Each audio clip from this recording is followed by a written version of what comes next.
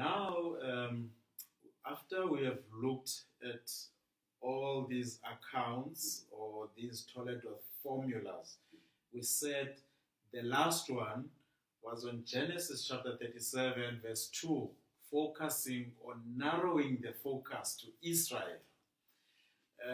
Now, one of the things that happens in these past Toledos or in these previous Toledos that we have done is that every time it narrows the focus, then it leaves behind the other generations. For example, you have the story of humanity, chapter 2. In chapter 5, you have the story of Adam, and it leaves behind Cain. And then in chapter 6, you have the story of Noah, and it leaves behind all the other generation during Noah's time that were destroyed by the flood. And then you have the sons of Noah focusing on one son, Shem, and it leaves behind the other sons of Noah. And then you have the subheadings, which is Abraham, and which is focusing on Abraham, and other sons of Terah are not pursued, and so on and so on. So when it narrows the focus, it leaves behind the other generations. And now you get into Israel, the major heading. And what is amazing now is that the other accounts that we will talk about in this video, the other two outside of the book of Genesis, they don't leave behind Israel, but they are within the context of Israel. They go together with Israel. So what are those two Toledos or two accounts outside of the book of Genesis? The first one is in the book of Numbers chapter 3. It is the account of Moses and Aaron. They are mentioned in one line. Numbers chapter 3 verse 1. The account of Moses and Aaron, or the Toledo of Moses and Aaron. And then the last one will be in the book of Ruth. We'll look at that. But now, just coming to this one on the book of Numbers, it looks like the author is looking at Israel as the whole nation. But the author says, I will focus now internally on the leadership, or let's say religious leadership of Israel, which is Moses and Aaron.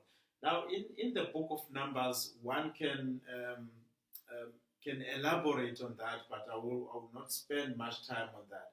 What is amazing is that you have Aaron and then you have Moses. It's something that is unique or something that is not common in other accounts or other Toledos. Usually there is a mention of one person. Maybe it should be Aaron, but it's Aaron and Moses. Now, when you look in the following verses, you are given the genealogy of the sons of Aaron in the first 5 verses. And then the whole chapter 3 and chapter 4, focuses on Levites. So now, in trying to understand where does Moses fit in here, because we get the Toledo of Aaron and Moses, and then we're given the genealogy of the sons of Aaron, which is the priesthood. So, what is happening with Moses? It looks like Moses is being established as the authority figure for the Levites, because the two chapters, chapter 3 and 4 in the book of Numbers, they focus mainly on the Levites. Now, this is what is interesting about Moses. Moses has many functions that he performs.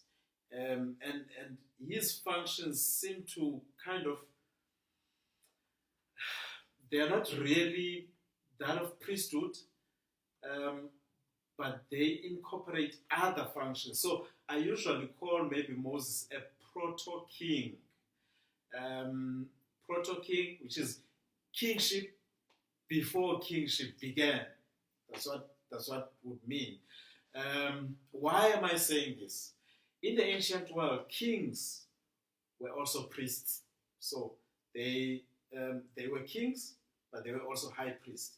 But because of they were mainly occupied with civil issues and administrative issues, then they will appoint a high priest in the temple. But the high priest in the temple functioned under the authority of the king, because he would be appointed by the king to occupy those religious or ritual or cultic functions. And at the same time, it looks like kingship in the oldest years, in the older years, it also had some divination within it. Divination in the sense that kings, especially in ancient stories before, mainly before the flood, you'll find that kings also had direct communication with the gods. Sometimes you get stories whereby kings will travel to heaven or to the heavens, like stories of King Enmeturanki, King Etana, and so on. It looks like previously, in the oldest days, they had this function of divination in a way. But again, because they needed to focus on the kingdom's civil matters and administrative matters, then there was a development of having certain people that focused on divination, and those people were mainly priests as well, or would be called priests that would do divination. Now, you see Moses building the temple, or let's say building the tabernacle at first, which was the function of kingship. You have Moses anointing Aaron the high priest and other priests, even Levites. Now, kingship in the ancient world was, it functioned as kingship and priesthood. Then the king will be the one kind of appointing and anointing the high priest. So you see this in Moses. Kings in the ancient world were the ones who were responsible of building temples. Temples will not be built by anyone. It's one of the duties of a king. And you get that from Moses. Again, even the pattern or the diagram of building a temple will be given to the king by the gods. And you get the word in Exodus chapter 25, which means a pattern or a diagram of the building of the tabernacle. It is given to Moses. When Moses went up to heaven, up to the mountain, Mount Sinai, he came back with 2 tablets.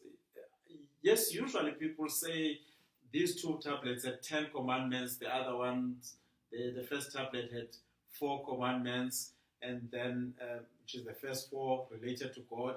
The other tablet had the last 6, which is related to man. But I don't think it's like that when you look in the ancient Near East and understanding how tablets will contain the material. I mean, some tablets will contain about 300 lines and over 300 lines. So it doesn't make sense to just have 10 commandments on 2 tablets. It looks like probably in another tablet there was a diagram of the building of the tabernacle. And on the other side, there will be instructions of the building of the tabernacle, all the details. So tablets could be written on both sides. So it will be written on this side, and then you flip it over, and on the other side you can still write in material. So I do think that in these 2 tablets, he had the 10 commandments, of course, and probably other laws on the other side, and he had a diagram of the building of the tabernacle and the instructions, the detailed instructions of the building of the tabernacle. And those would be seen in the ancient Near East given to kings because it was their function to build temples. Um, Other functions, you see Moses acting as a prophet. He has direct communication with God. And in Numbers, I think it's chapter 11 and 12, whereby the spirit of prophecy that is in Moses is given to other elders.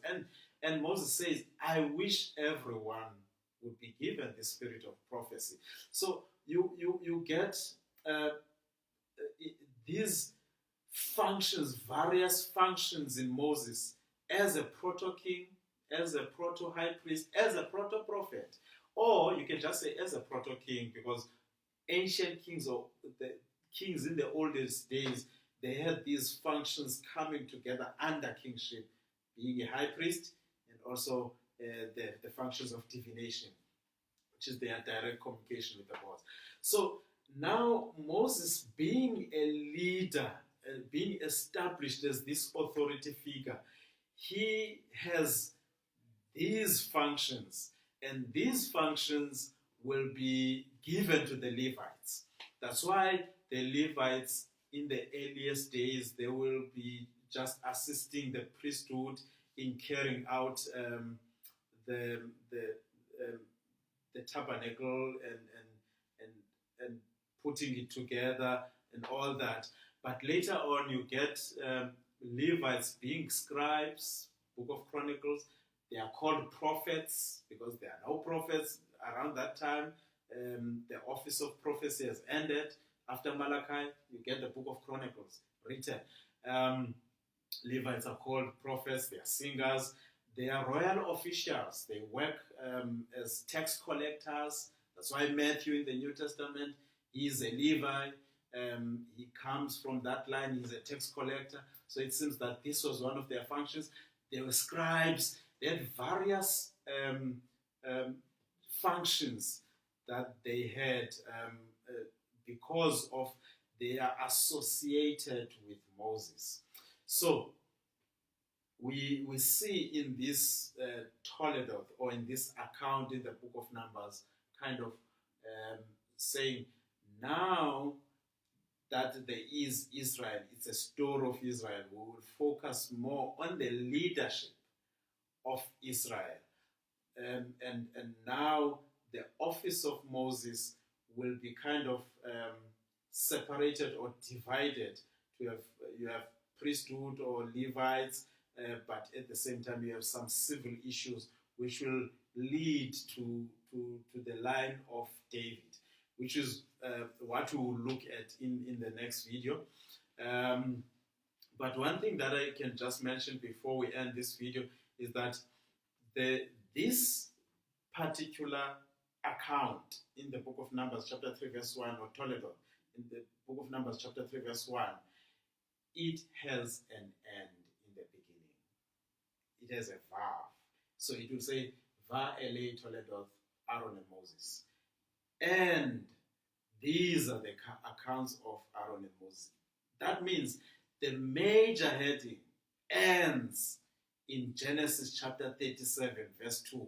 It's a story of Israel. And then you have a subheading. It will focus on the leadership of Israel, which is Moses and Aaron. But this story, it's still part of the bigger story, the story of Israel.